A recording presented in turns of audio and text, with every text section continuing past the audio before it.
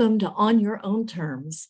I'm Patty Talbot, and this is the place where we learn together what it takes to change the world on our own terms and in our own special ways. Today, I'm excited to have with me another friend from HPS, Heroic Public Speaking. I met Kat through Heroic Public Speaking in, I think, the fall of 2021. I was fascinated with her from the very beginning because she has amazing stories and she is a change maker who really knows how to make magic happen in her own life and in the lives of others. I know you won't want to miss a second of this great conversation with Kat, so I'm going to let her get right to telling us about her unique homegrown solutions for a patchwork world. Kat O'Sullivan. Kat is a speaker. Kat is a coach. Kat is a spinner of magic and possibility.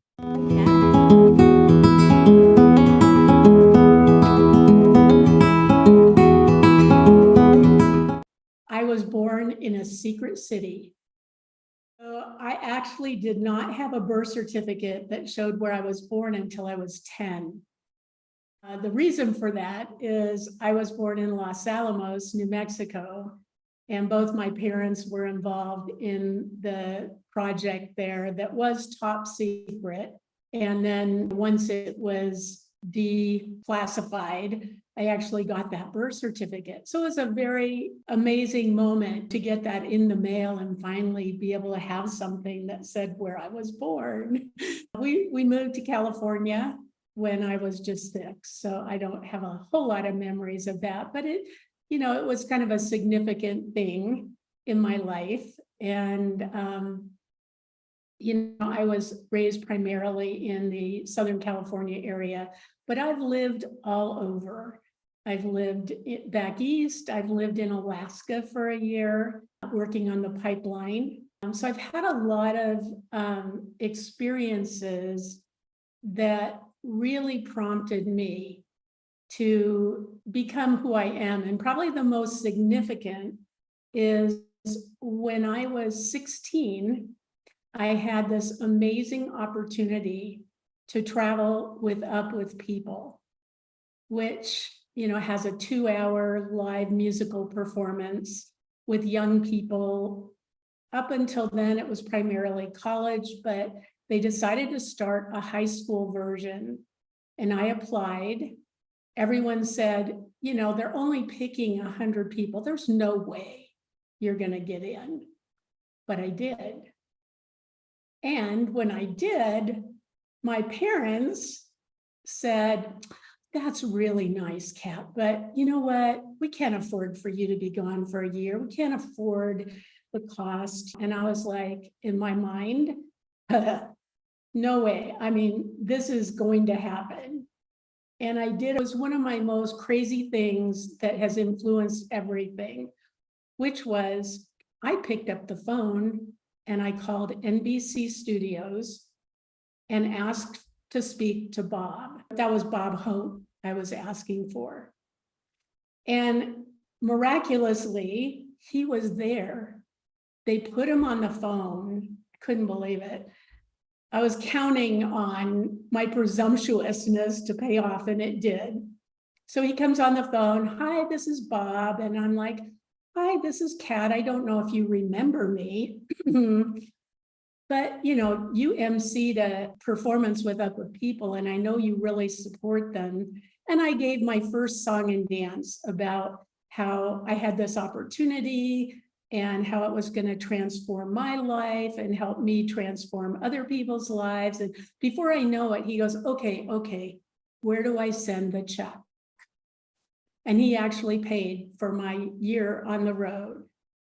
And that year just literally transformed my life because I was with 100 students, 20 staff from around the world, different cultures, different people.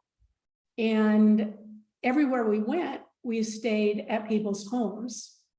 We never stayed in a hotel or anything. So in addition to the diversity of the cast, I was exposed to families from all over And it really challenged my assumptions because I was raised in a very middle-class neighborhood. And now all of a sudden I had this opportunity to learn about other people and their perspectives. And that really put me on a path. It created a fundamental belief that if you really want something, you can make it happen.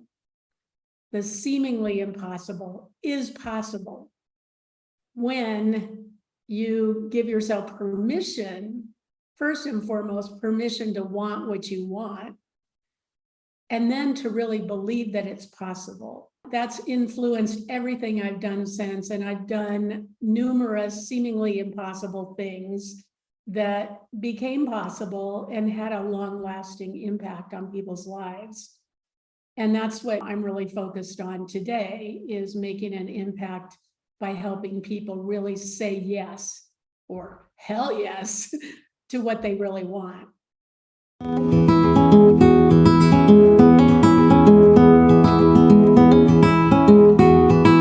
So given all that, I got really convicted when COVID hit in terms of realizing that I have been doing the same thing for about 12 years, which was really impactful in terms of working with owners of mid-sized businesses, privately owned, family owned, where they had kind of hit the wall.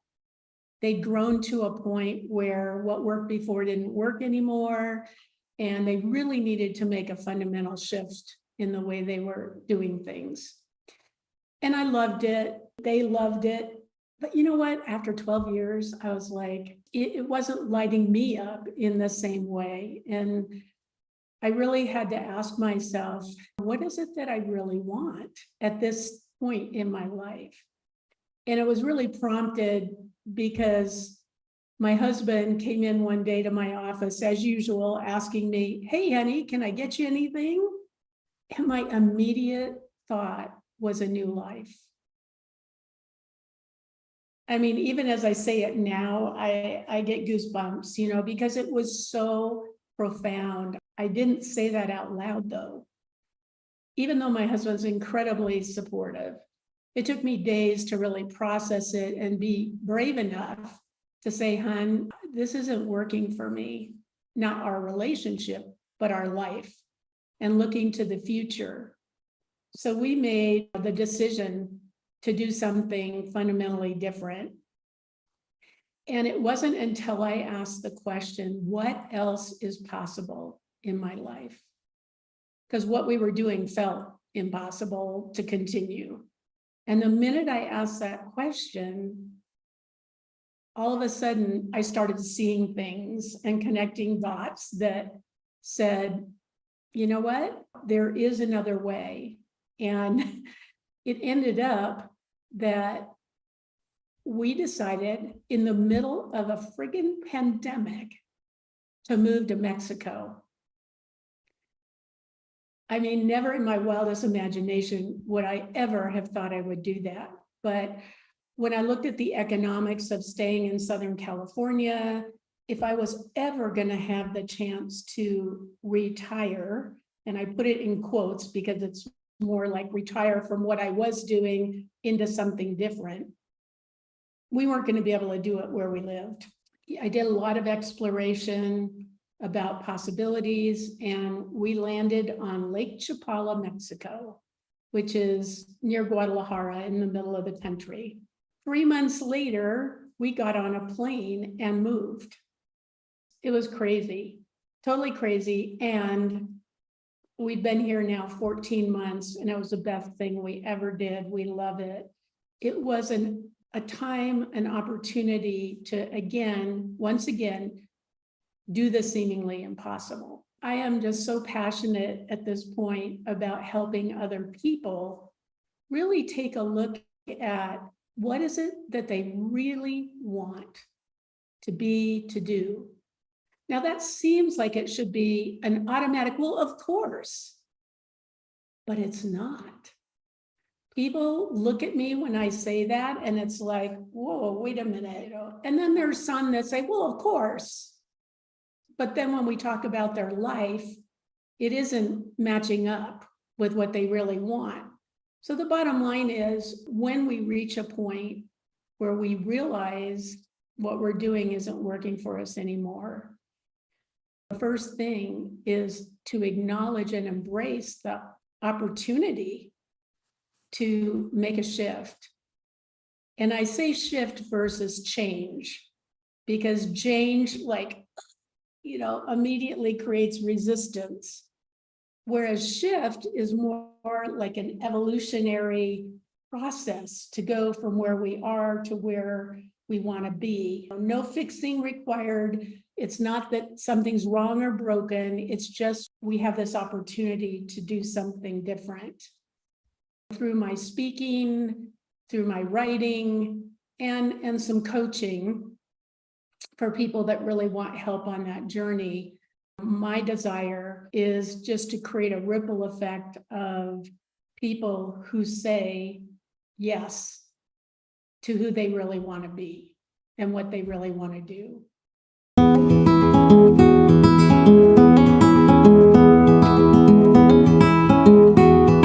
My early days of Up With People, which turned into 2 years of being with so many different kinds of people, has certainly influenced everything I've done in the organizations that I've worked with, the people that I've worked with, in terms of really being open and curious compared to judgmental, shifting from judgment to curiosity about how people think, what they're feeling, how they're acting. I will say that was amazing, but moving to a foreign country that speaks a foreign language, that has a different culture, has really challenged me in terms of, again, thinking this will be easy, right? And it hasn't been hard, but it has really challenged me in terms of being open to a new culture and learning a foreign language, because I did not speak Spanish. Un poquito, as in buenos dias, and I've been learning Spanish. And so I'm beginning to feel more comfortable being able to communicate with locals more so. And that's just been so enriching. And, there are a lot of expats that move down here that think they're going to recreate what they had in the States or in Canada. And the reality is, no. And we're not here to change them into what we are comfortable with. It's about me shifting my mindset and really getting insatiably curious about why they do certain things and observe certain holidays and cultural events. And I love it. And there are moments, when I'm like, oh my God, I can't believe we did this. And then there's many more moments of, wow, I am so glad we did this. Everything here is at a slower pace. Mañana, you hear mañana mentality, and it's very real.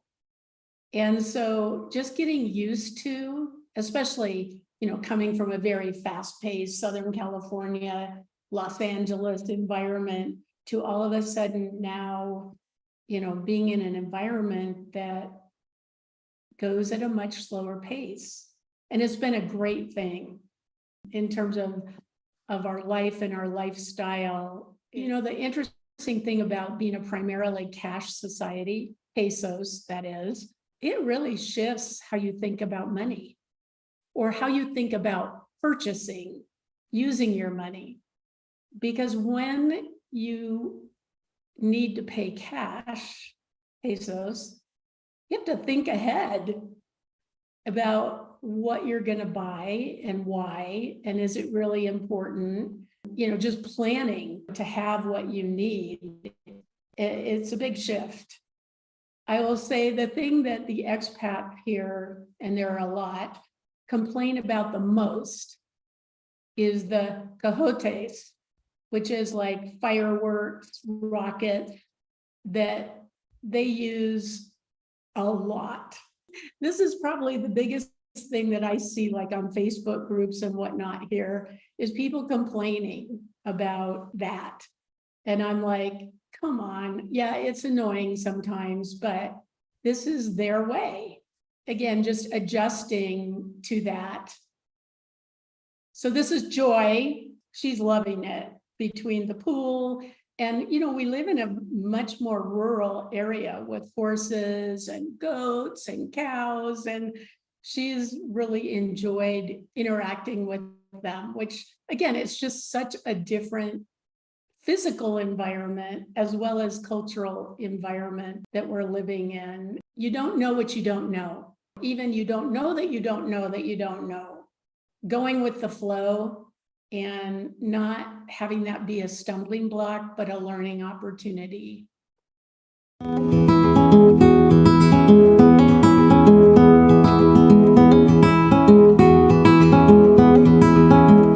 I would like to think what I'm creating is a wave of K-shifts. Now, a K-shift isn't any shift. This is like a catalytic shift or a Kat-alytic shift that really does shift people's perspective about what's possible in the world.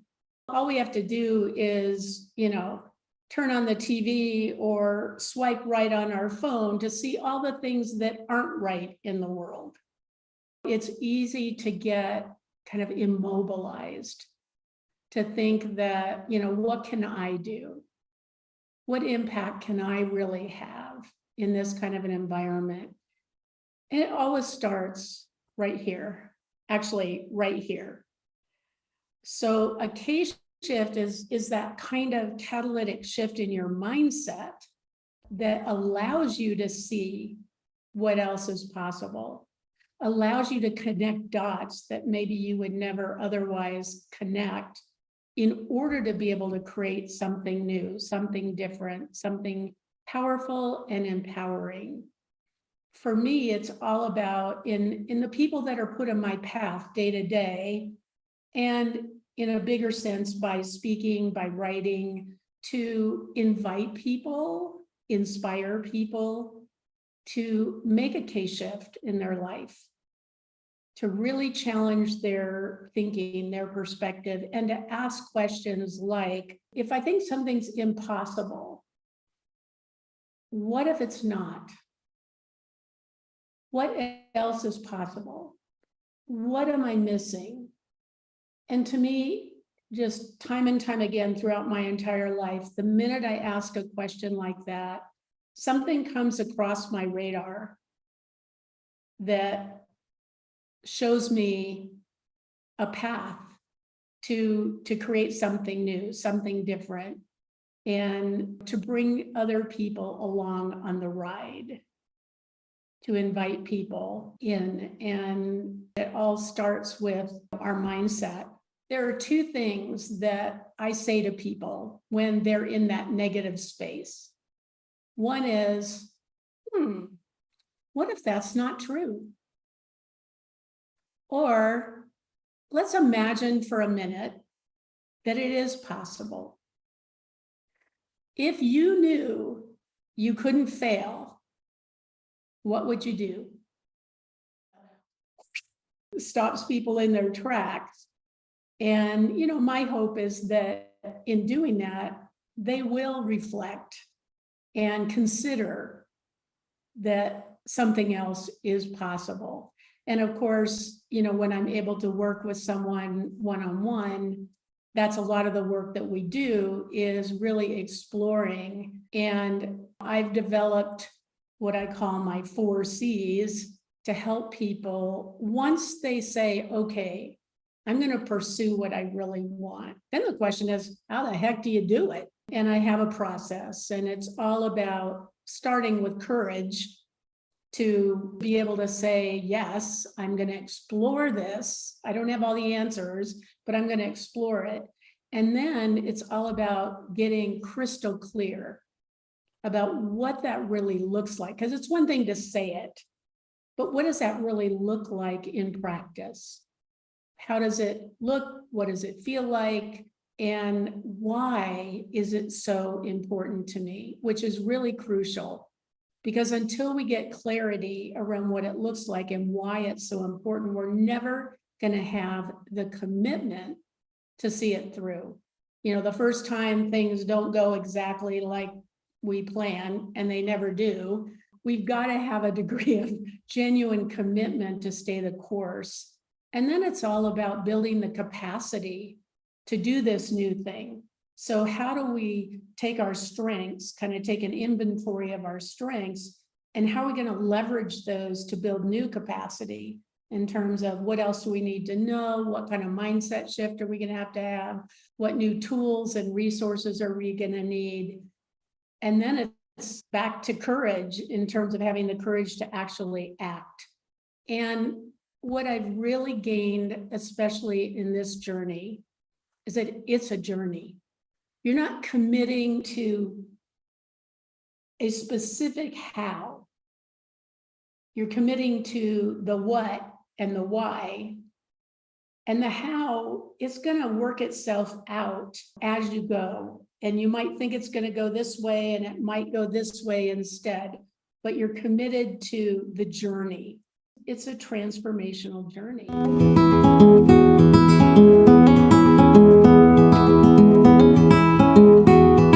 It's one thing for me to say, this is what I want, but I do have a husband, you know, and I have to say that having the patience and the respect for the people in your path that are going to have to come along with you, you know, is again something that I've really had to sit with and reflect on. And in my case, there's an 18-year difference between me and my husband. And I have to remind myself regularly when I start feeling a little frustrated with him that he made a choice to come along for this ride at a time in his life when most people are the least willing to do something different. That's another element of this, is understanding that when we make a choice, it does have a ripple effect. And how can we be respectful and non-judgmental about the challenges that other people may have who are at the effect of those choices? And again, shifting from judgment to curiosity, how can I support him in this journey as well as my own challenges? How can we do it in a way that will bring people along in a positive way? And I know as I reflect back on the many seemingly impossible things I've done throughout my life in a more business organizational environment, I didn't always take that into consideration as much as I could. And despite that, things always worked out.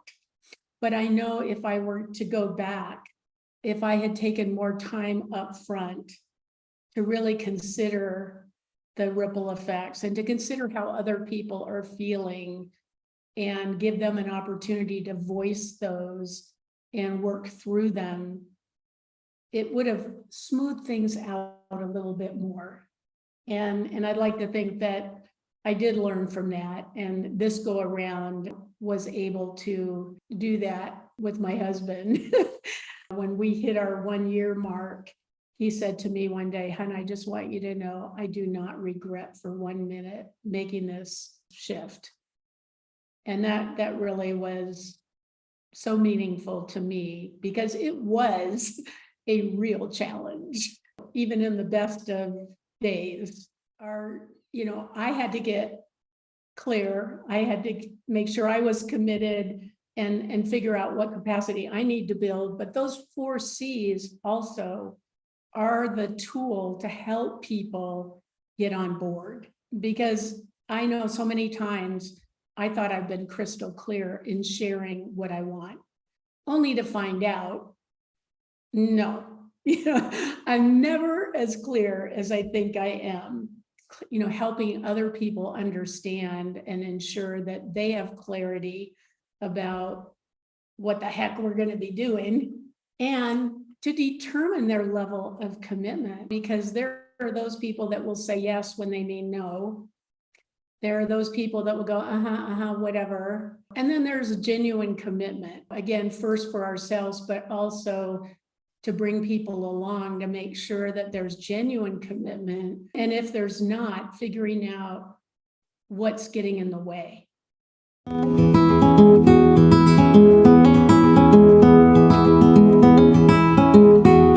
If this really resonates with you, I would love to just have a conversation with you. No charge, just have a conversation to explore what you're up to, what kind of shift you're looking to make, see if there might be some way that I can support you in that. And the most direct way would be a phone call. And despite the fact I'm in Mexico, I have a US number, and that's 323-697-1166. The other direct way would be to email me at Kat, and that's K-A-T, at Kat, K-A-T, O'Sullivan, OSULLIVAN.com. And if you have an event coming up and you're looking for an inspirational speaker, I would invite you to visit my website, which is also KatO'Sullivan.com. And I do have a video on there with a little brief 4-minute version of what I speak about and all the resources that you might need to engage with me to book an event to speak. And I also am on LinkedIn. It's the usual LinkedIn /make-magic-happen. Because what I'm really known for is turning disruption into magic.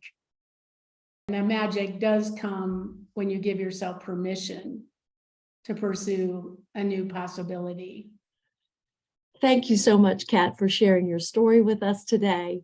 As always, I'm amazed by you, and you inspire me to look at the possibilities in my own life without limitations.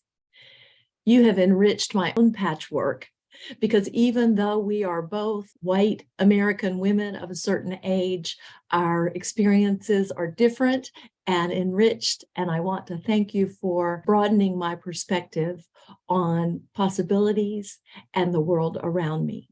It's never too late to make a change, or as Kat says, a shift in the way we think, the way we live, and the way we lead.